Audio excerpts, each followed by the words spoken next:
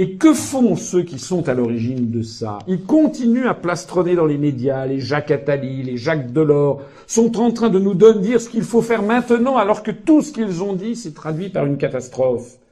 En 1971, il y avait beaucoup d'obstacles à la vente. Il y avait d'abord la guerre froide et l'existence d'un camp socialiste fermé sur l'étranger. Il y avait d'autre part le contrôle d'échange et le contrôle des mouvements de capitaux dans chaque pays occidental. J'en ai parlé tout à l'heure.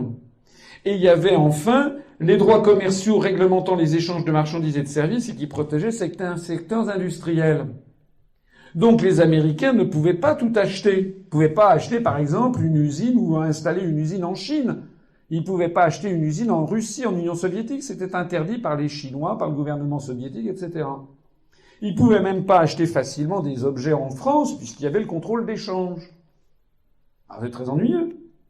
Donc, qu'est-ce qu'ont fait constamment les Américains? C'est d'avoir des campagnes constantes, médiatiques, etc., pour expliquer qu'il fallait qu'il y ait la mondialisation inévitable. C'est-à-dire le démantèlement de tout ça, au nom d'une prétendue fatalité cosmique, n'est-ce pas? Qui était quoi? Ah bah oui, il y a la mondialisation, on n'y peut rien. Ah bon, on n'y peut rien. Ah bon, pourquoi? On n'y peut rien. Donc, tout ceci s'est traduit par quoi? Et l'invention de la politique de mondialisation inévitable, au moment, bien entendu, avant il y avait quand même un contrepoids qui était l'Union soviétique.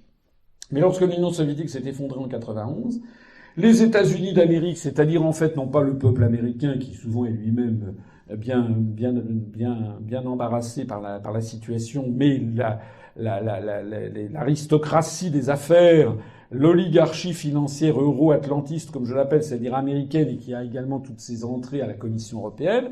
Donc, d'un côté, monsieur Michael Cantor, le US Trade Representative, et de l'autre côté, monsieur Sir Léon Brittal, le commissaire européen chargé des négociations commerciales multilatérales, sont tombés d'accord en 93 sur un accord qui s'appelle l'accord dit de Blair House, qui a débloqué l'accord qui était en suspens depuis des années, l'accord du GATT, dit du cycle de l'Uruguay, et a abouti à la création de l'Organisation mondiale du commerce et aux accords de Marrakech du 15 avril 1994.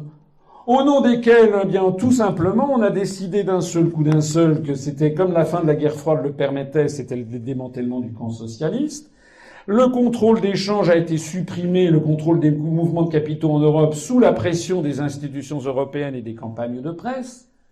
Je rappelle que c'est quand même le gouvernement socialiste, c'est M. Bérégovoy qui est le responsable en chef de ces démantèlements.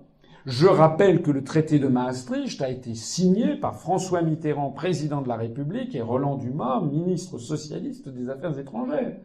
J'ai d'ailleurs une fois déjeuné avec lui, et je lui dis, mais c'est quand même une grosse connerie.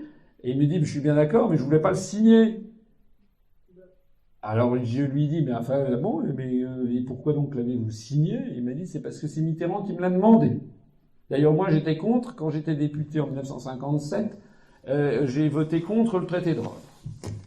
Nous avons donc décidé, nous, c'est pas nous, c'est le traité de Maastricht, l'ensemble des pays d'Europe a donc décidé, sous ces pressions, on a dit, c'est la mondialisation inévitable, c'est dû à Internet. Ah bon, pourquoi? Avant, on avait eu les Boeing 747, la télévision, les satellites, il n'y avait pas eu de mondialisation inévitable. Hein. Et avec Internet, on peut interdire tout ce que l'on veut avec Internet. Hein. Il y a plein de choses que l'on peut interdire sur Internet. Donc ça n'a rien à voir, mais on a utilisé l'outil Internet pour faire croire qu'il allait falloir, d'un seul coup, tout déréglementer. Donc on a mis fin au contrôle d'échange, ces fameux articles 63, toute restriction aux échanges de mouvements de capitaux est interdite. Et puis, les droits commerciaux réglementant les échanges, eh bien, ça a été le démantèlement des droits commerciaux réglementant les échanges de marchandises et de services, grâce à la complicité des institutions de Bruxelles.